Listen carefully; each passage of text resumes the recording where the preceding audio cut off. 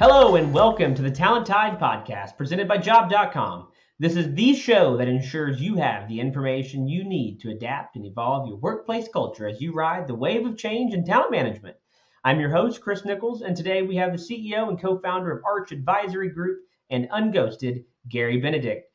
Gary is a self-described old school headhunter that has gone through the evolution to becoming a digital transformation geek. Gary, it's great to have you on the show. We've been working for quite some time now, it seems like, to make this episode happen. So thank you for coming on. Of course, Chris. I feel like this is a big step in our digital relationship, right? That's true, because we haven't met in person yet. But obviously, pre-show, we were talking. Next time I'm in Chicago, we got to get together. So I'm looking forward to that. Exactly. Well, why don't you give our listeners why don't you tell our listeners about that old school background and kind of guide us through how you kind of went through this transformation yourself? Yeah, I mean, so out of college, I was at a birthday party and somebody said, "I can help you get a job." And I said, "Sure." Pause right there. This is the most prototypical I became a recruiter story of all time. So go ahead. I'm cliche as it comes, Chris. So I went into this headhunting firm, and I have an undergrad in engineering, and they're like, you can actually socialize with people. I think we might want to hire you internally. I was like, you know what? Sounds good. What's the pay? And they're like, well, it is 100% commission, but this is what people are making, right? So at the time I had a car payment and student loans. I was like, you know what? Screw it. Let's try it while I still look for a full-time job, and I never looked back. So it was a boutique headhunting firm in the Chicagoland area, specialized in hunting engineering talent. And so I spent 5 years there. It was a great experience. It was, pre-LinkedIn days where you would smile and dial in cold calls, go candidate market. I then moved into corporate talent acquisition where I wanted to start buying what I was selling. And I ultimately ended up leading a large group in big box retail where we were hiring well over 10,000 people a year and touching millions of candidates. At this point, Chris, this is where I started to gain, a lot of curiosity around leveraging technology to scale and automate and make things easier for my teams. So unfortunately, the big box retailer that I was working at, that ship was sinking. So I decided to do some consulting in the marketplace space. So this is 2012 when I joined a progressive startup called ShiftGig. So they were one of the pioneers in matching talent to gigs on demand. So I started building some marketplaces for a couple startups in the city. It was an awesome experience. I was bought in, right? And then I actually made an interesting career move, went over to Manpower Group, spent a couple of years there. So then I started to understand the MSP world, working through programs, high volume, low margin stuff. And unfortunately, the pace just wasn't what I was used to. And I was actually asked to come back into the startup world for a recruitment SaaS marketplace called Scout Exchange, where we grew that thing to have 520 employers talking to about 3,500 staffing and recruiting firms. So as you can see, my career has gone from smiling and dialing, manually matching candidates to jobs, to leveraging technology to match candidates to jobs intelligently, and injecting artificial intelligence so we can start to predict where we should focus and where we might need help. Over the last 2.5 years, I've been running my own shop, and the majority of my time has been focused on really two things, Chris. It's helping companies go to market, try to build or buy some type of digital online marketplace, as well as headhunting. It just can't leave my blood, right? So I've been building this network for 20 years, and I love introducing folks. So that's where I am today. It's a nice side gig. Everybody needs a side gig, right? Next to their day job, right? And so that is kind of the cool thing about recruiting, right? If you're good at networking and meeting people, and you're genuinely interested in what other people have going on, it becomes quite easy to start introducing people and being like, hey, I know the perfect person for you, or I know people that can do what you're looking for. And so kudos to you for having such a great network and being somebody that people can trust for so long. Thanks. Likewise. So you have a great background. I don't know that I knew that it was, you've been able to kind of go through each phase of recruiting, like like listening to you explain it to me, you've kind of seen it all. So when you look back at the last decade and then you say, okay, what has worked, and then you think about the next decade, where are we going? Like, what is the recruiting landscape look like in 2032 versus what it looks like now in your mind? Well, I mean, let's talk about the facts here. I mean, recruiting has been around for well over 100 years, right? I mean, it's the last 10 years, obviously, as time and technology are injected into our lives, it moves quicker, faster, right? But people have been recruiting folks for over 100 years, military, for example, right? So, um, as I mentioned earlier, when I started this, it was aggressive. You had to be heard. You had to be, touch points had to be there to get an answer from a hiring manager on a candidate you're trying to place. Obviously, digital has entered our lives, and we're all leveraging thousands, if not tens of thousands, of tools to try to make recruiting better. Now, in my opinion, digitizing the experience for both hiring managers and candidates and all personas involved is important, but I am one for not letting this industry be completely dehumanized. I think there needs to be a human element within the recruitment process for as long as recruiting is going to be around. So with that being said, and obviously we all came across a pretty life-changing event a few years ago called COVID, right? And I think that really exposed recruiting, right? So as a recruiter and or as a candidate or hiring manager, you now had access to a lot more. Previous to COVID, you were looking for a job as a job candidate or a job seeker within 30 to 45 minutes of your home. On the flip side, organizations were hyper-focused on recruiting local talent for jobs. That just exploded. Now you have folks in Vermont working for companies in California and all across the globe. So when you think about the desired outcome of companies, what they're trying to achieve, hiring a full-time employee isn't necessarily a full-time local employee isn't necessarily the right option, right? So now you're starting to think about freelancer marketplaces. You're starting to think about the gig economy. You're starting to think about leveraging skills and expertise on a moonlighting or gig basis to solve the same problems companies have been trying to solve for. So when I'm running my business here as a recruiter, I'm really trying to figure out what my clients are trying to solve for and then reverse engineer and find the right talent. That might be a 6-month consultant. It might be a group of project engineers. But it's no longer, I will focus on finding you somebody that is okay with the commute, that is within your salary range, right? So, to make a long story long here, Chris, you really have to focus on what the desired outcome is of the organizations that are hiring this talent, and then reverse engineer and find the right resources, tools, or people.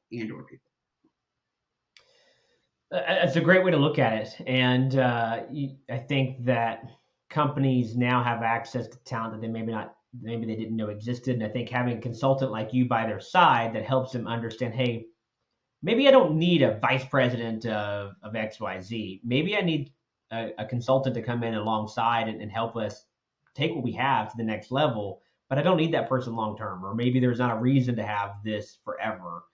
It's just get us up and going.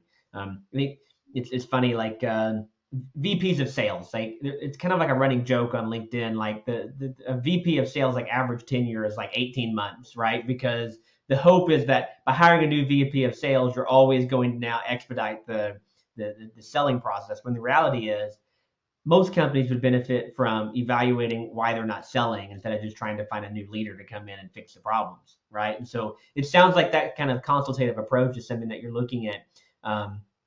So if a company calls you up, like how do you broach that conversation for them, Gary? Like, what are you asking them to understand? If they're like, Gary, I need a chief revenue officer, do you say, are you sure? Or do you say, okay, let's talk about that? Like, what does that conversation look like? Yeah, it's more discovery now, Chris. It's not like just take the job order and go find an individual with a title of a chief revenue officer, right? I really want to understand what that chief revenue officer is going to come in and solve for, right? Because it builds credibility for myself and my teams in the market when we're talking to talent. In addition, I'm always trying to coach my clients on empathy, right? When you're talking about working remote or the opportunity to work remote or a hybrid workforce, you have to ask why. Well, why? There's things like fuel costs. There's things like childcare, which is like a real issue, right? So when an organization wants a chief revenue officer, I really want to understand why, not necessarily, or not only why or what they're going to be doing, but also how are you, like, why would this person want to come here, right? And then when the clients come back to me and say, we're not able to fill our jobs, I have some real raw black and white data points to talk about, right? Whereas I can show them maybe competitive landscape of other organizations like them that are able to find a chief revenue officer, that are able to budge on some of the things that are non-negotiables for them, right? So to answer your question, Chris, it's more so, sure, you need a chief revenue officer, but what is this chief revenue officer going to do? What impact are they going to make? What are they solving for? Love it. I love it. It's a great question to start with in any situation, especially with hiring leadership. Very expensive leadership, right? And I think that we get a preconceived notion of what something is in our mind and think we have to go hunt it down. So I love the way that you think about that. I think that's going to be extremely valuable for any leader listening. So I'd like to pivot. That we were talking very specifically about hiring, maybe high level talent. You did mention your background in high margin, high volume, low margin work. You talked about recruitment marketplaces, which I think are maybe a little bit misunderstood in the market. I think a lot of maybe even CHROs or executive team members would be like, what is a recruitment marketplace? So would you mind kind of giving the listeners a bird's eye view of what a recruitment marketplace even is before we can get into the dirty details of it? Yeah. Well, I mean, I want to disclaim this real quick. The term recruitment marketplace is totally subjective, right? However, what's behind the scenes is, conceptually, it's an ecosystem with multiple inputs, that those inputs are actually driving talent into a pod, a virtual pod. And then that pod of talent is being matched to the jobs, right? So that's conceptually, in my opinion, what a marketplace is. Now, we have two-sided marketplaces, we have three, multi, et cetera, et cetera. The organization that I referenced earlier in my career path, we built a marketplace that was matching talent directly to employers, but it wasn't specifically talent to job matching. And let me tell you why. We all know job descriptions are archaic. Unfortunately, there's a behavior to cut and paste old job descriptions for a new job that needs to be filled. We all know that, right? That's a whole separate conversation. Then we have talent that might inflate their experience on paper to get recognized for that job description that's been cut and paste. So if you think about the match actually works. The candidate skills on paper and the job description on paper is matched, but the actual output is not as pure as you would want it to be. Because the job is not actually what they're going to be doing based on the job description shown, and that candidate might not have as deep or broad of skills that they've mentioned on that resume. Right? So what we did is we actually injected a layer of experts, and that layer of experts was the 3,500 recruiting and staffing firms. Right? So we relied on those experts that might have a niche in financial engineering in New York. And we were able to introduce them to jobs or organizations in our marketplace where we knew 90% of their placements were within financial engineering in New York. So that's kind of a little bit of a deeper explanation of a marketplace, but the marketplace should be able to shift and throttle jobs and match them to experts or talent. But again, the marketplace that I built and some of the customers that we have now are trying to be a little bit more strategic around just talent to job matching. So, good point. And I'll be honest, I thought the way that your previous firm did try to match specific recruiters to help organizations with problems that they had, and whether it was existing markets or talent pipelines, was a really great idea. And it really helped firms, helped organizations find the talent they needed. So when you're consulting around, you know, recruitment, say TA processes, or the general question of, we can't find people, Gary, can you help us? How do you, what are the kind of questions that you're asking a CHRO or a VP of recruiting or talent acquisition to kind of get down to the dirty, and help them understand where they need to find resolutions? Like, what are they searching for? How do you help someone down that path of understanding what their real problems are? Yeah, I mean, it comes to discovery, and I want to see some, like, month over month, quarter over quarter, year over year historical data. Maybe it's a retailer, and seasonality is a big thing. Maybe it's manufacturing, and the product you were making just isn't in demand, right? So I think it's a very loaded question, because some of the solutions or options that I would provide to my client depends on the client, right? But so, for example, I can give you today. I have a client that's in manufacturing, American-made appliances that we all see and touch as a consumer every day, right? Awesome brand, debt-free, and they're growing like crazy. They need engineering and technical talent, but they might have a trouble finding this talent based on the demand they have, where these folks need to be placed, where they need to physically live, right? Nothing to do with a great relocation package and a really lucrative compensation package. It's where they need to physically move, right? Then you're thinking about empathy. Are these families, do they have children? Do they need to know about the schools? Do they need to know the crime? And what's important to them? Do they want to be on the beach, or do they want to be in the desert, for example, right? So these are questions that I'm asking, so that before I commit to working on a project or job, I can actually, I can, I can put a value to the probability of getting the job or jobs filled. So, for example, if they're like, well, this job's been open for 8 months, that's a red flag. Or these jobs are open because we're growing, or we acquired a company, and or these are incrementing that new jobs. But we do have to be outside advisors in the market, because these clients, they eat, sleep, and drink their brand, their mission, their service, their product. But we need to come in as outside advisors to help them understand the why. Job.com is a HR technology company dedicated to providing the best digital recruitment platform and talent solutions on the market. Our mission at Job is to remove the friction from the hiring process by delivering technology that creates more effective talent placement, better fit career moves, and a more human hiring process. Absolutely. So you've mentioned empathy a couple times. It seems like that is a buzzword around you that you're taking into conversations, which I think is amazing, because so many companies.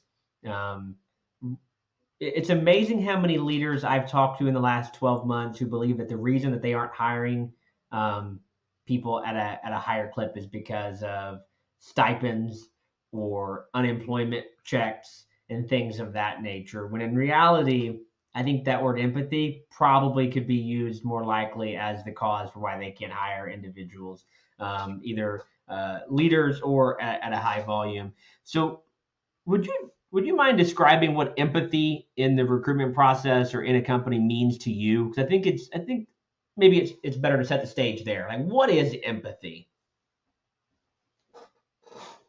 I mean, I can geek out about this all day, Chris. I'd say, from a high level, for the sake of time here, I think empathy is the hiring manager or the recruiter or whoever the hiring persona is to put themselves in the candidate's shoes.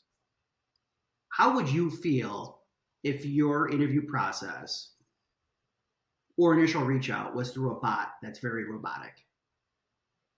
How would you feel if you made an offer to a candidate that's a 20% decrease in pay? How would you feel as a candidate if you get to the final stage of the interview, you spend 10, 12, 15, 20 hours prepping throughout all the stages of that candidate life cycle, and then you hear nothing? That's the definition of self-awareness and being empathetic for the candidate population, right? So I always try to put my, for example, that chief revenue officer example that you mentioned, I try to get my clients to think like they're going to be the candidate in the process. And why would they want to take that job? Why would they want to move their family? Why would they want to make a life-changing job change? Especially in this crazy, chaotic world we all live in, right? Today, it's an interesting time to be alive. So that's how I feel about empathy. That's what I think empathy is. I love the way that you described it, and I think it's so accurate because as candidates, we have more options than ever before. We also know our value, I think, more than ever before. And I do a presentation when I go to conferences and I speak. One of them is titled, "Are You Who You Say You Are?" And I always talk to firms, about organizations, about going on the candidate experience journey. I talk to them about, go open up a private browser or an incognito browser and just search whatever the job is that you have a hard time filling, right? Manufacturing jobs in Des Moines, Iowa, right? If that's where you're trying to hire manufacturing workers, like, what's it look like? What does that experience look like as the candidate? For me, is it a whole page full of Indeed ads on that very first page? Probably, right? Like, what can you do to combat that? Or if they do come to your website, whether it's through a job board or not, what's the application process like? You want to realize why you're not getting applicants? Well, it takes 30 minutes for me to apply to a job that pays me $14 an hour. I'm sorry, I probably am not going to spend my time doing that because I got a job that pays me $13.85 right now, and I don't really have time to spend 45 minutes trying to manually input this data on my phone. So what advice do you have for companies right now who maybe aren't doing, who aren't being empathetic? Like, how do we get companies to think differently, Gary? Where do we go from here? Well, I think it's all about optimization, right? I mean, things like a career page, make it engaging, make it inclusive, make people want to be there. You mean not like one that looks like every other career page? Correct. Right. Once they hit the career page, optimize your job postings. You are absolutely right. When I was a job seeker, you'd have to log into Taleo or Workday or iSIMS based on the job that you're applying to, right? And it was a haul, right? And then the odds of you getting a response were very poor. So you were just kind of like disinterested from the beginning, right? And then you're talking about leveraging social media to attach to your careers page and your inclusiveness and your optimization of the experience just to apply. Then we're talking about employer branding. And then we're talking about let's get out into the market. Maybe we do some events for the demographic of candidates that don't have the opportunity to apply online, right? So you have to kind of think broadly. And then obviously when you're talking about internal recruitment and stewardship around sourcing versus full life cycle recruiting. Are you focused on the candidate as an internal recruiter, or are you focused on filling the job? Right. And then, from there, I think it stems into building talent communities. I don't want to just talk to Chris when I need him to fill a job that I have. I want Chris to know about us. I want him to be part of our community. How do you that's a good point. How do you make Chris care about you when I already have a job in that instance? Because I on the surface I agree with you, Gary, right? Of I want people to want to come work with us because they know who we are, they know what we're all about, etc. But I'm busy. What does being in a talent community mean for me when I know I've got a good job and I'm happy? What is that experience like for me? How do you attract me to you in a talent community? Well, so a couple of ways. One is if we're pushing you content, Chris, and you say unsubscribe, we get it. We're going to not do this, right? I mean, then we also could see what you're clicking on. We could see what you do like. And then we can shift the content and maybe the cadence of the content to cater towards what you like and how often you want to see it. Right? So it's more of a digital, it's more of a machine driven. It's a marketing driven experience, right? It's the same as a candidate. So when we're building digital pods of talent and we're just throwing stuff out there, for example, you're in the construction management space, we're going to tell you about the 45 high rises that went up in Illinois in 2021. And if you're clicking on things you're probably going to be a little bit more interested about seeing the next article or piece of content versus folks that are unsubscribing or trashing it. It's a commitment to being proactive in the recruitment space versus what I would say historically has been a very reactive business segment. Yeah. Agree, disagree? I agree. Yeah. And the last piece I want to tag onto that, Chris, is like, you have to respond when candidates have questions or talent has questions or when they reach out to you. Like it's bi-directional. It's not just, hey, Gary's sending stuff to Chris and a bunch of Chris's. There might be Chris that has a question for the organization or, a response to something. And you have to be ready to respond to stuff. It's truly taking the idea that you don't want to take any opportunity for granted. And I think salespeople are notorious for like over communicating, right? Like I've showed a sliver of interest in buying your product or buying your service. Now I am bombarded with messaging forever.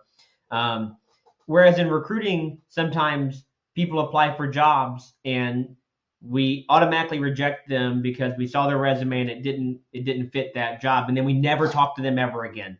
Never again did that person who willingly gave us their information, who expressed an interest in working with us. I mean, think about that if you put it on your sales hat. Somebody that came to your website and said, I want to buy something, please call me. Then you never call them. But across the TA industry, that happens on a regular basis every single day. Am I wrong? Oh, no, you're not. How do we fix that? Like, how do we solve that? Like, what's got to change? Because I think so many people know that this occurs, but why is it occurring still? If I could solve that, Chris, I'd be on my own island right now. You're getting me worked up about all these problems that we've got that, I haven't had a chance to get worked up about them in a while, Gary. Yeah. I mean, I wish I was an expert at answering that question, but my responses are going to be more subjective and based on my opinion and my experiences. That's okay. It's a podcast. We're here for your opinion.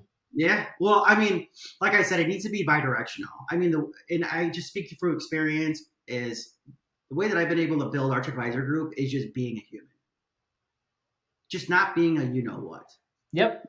Like, there's really like three things that I focus my business on. It's speed, transparency, and personalization. Right? Those three things might change or throttle up or down based on the clients or the assignments or the consulting project. But it's speed, transparency, and personalization. Those are three things that I instill in my business every day, all day. How do we get executive leaders to view talent acquisition as a strategic business unit rather than a cost center going forward? Yeah, I think it's changing. I do. I mean, you've been Is it a necessity or are TA leaders creating the change? I think TA leaders are creating change. I think, there's been several articles around like the next CEO is actually the CHRO. Right. So like if you think about like who has the biggest pulse on the business in order to be the big fish, it really is a CHRO. Right? Like think about CHROs that are hyper involved in like M&A. Right? And they have to go back to their team or teams and say, okay, we're acquiring a company in a different part of the world. We need to make sure we have the right talent to continue the business. Right? So like that's a really valid question, but I think we are making progress where they're no longer just the laughing stock or just a cost center, right? Yeah. And I also think, COVID has impacted that as well. Not to bring up COVID again, but internal TA functions and strategies and how departments are structured has kind of also blown up, right? I mean, we could think about a year and a half ago, there was more job openings for recruiters than there was software engineers. That's wild. So now in today's world, obviously with the unfortunate impacts, mostly in tech, these tech recruiters that were able to accelerate their career and make a lot of money are probably in a spot where they're looking for a job. So, but the TA departments that need to actually continue to move forward, they're probably thinking, in order to solve these problems, we don't necessarily need to hire or rehire full-time recruiters. We could do flexible RPO. We can work with folks like Arch Advisory Group, right? So It's a valid question, but I think there has been progress.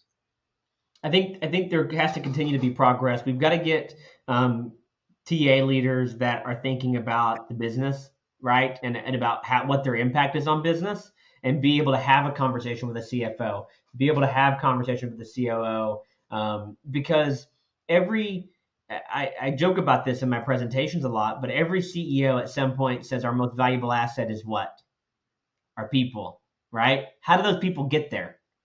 They get there likely through your talent acquisition department, your recruitment marketing efforts. And so their first engagement with you, unless you're a big B2C brand, is through a recruiter, more likely than not, right? If you're outside of the top 50 Fortune 100 and you're not a B2C brand, it's probably a recruiter.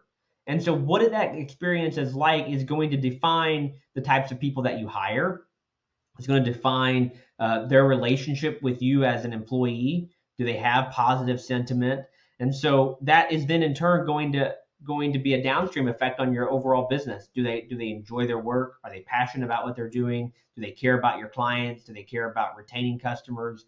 And so getting that mindset right in organizations, I hope it's coming because there's so many bad experiences out there that unfortunately get posted all over LinkedIn and wherever else that talks about what a terrible experience they had with the recruiter. You know, there are so many people that love to knock the industry, but you know, it's harder than it seems because it's more constrained than it should be. When you think about how departments are funded, they, you know, in a lot of ways, you know, I talked about how do we get them to be proactive.